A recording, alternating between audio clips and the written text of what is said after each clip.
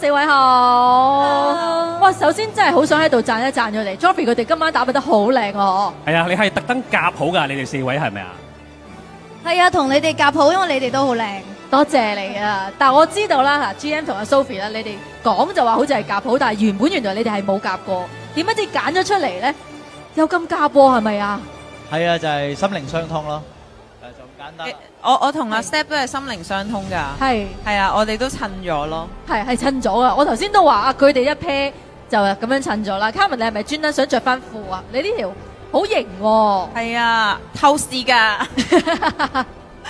嗱，咁啊係。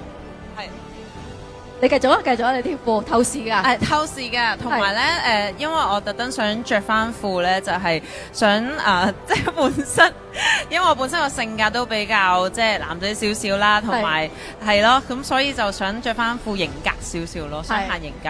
係因為你之前咧喺記者會上面咧，你都有講過，希望今次以一個女性嘅身份去參與呢個頒獎典禮。本身你都係女性嚟噶嘛，咁但係點解你今日又會揀呢個型格嘅打扮呢？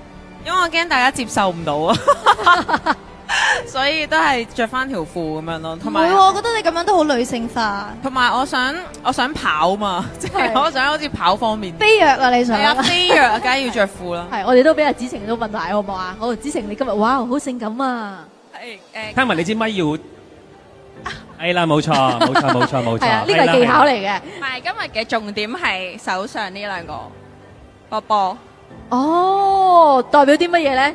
係咪好似即係有啲繡球嘅嗰個喜慶嘅感覺會多啲咯？即係寓意希望可以攞到獎啦，係咪？希望我哋三位都可以有機會，即係我哋特別係個節目，我都希望我哋個節目可以攞到獎。女神配對計劃。嗱，咁啊，希望今晚咧咁多位咧都可以有好嘅成績啊！同時希望大家咧可以 enjoy 今晚嘅 party 啊！Thank you。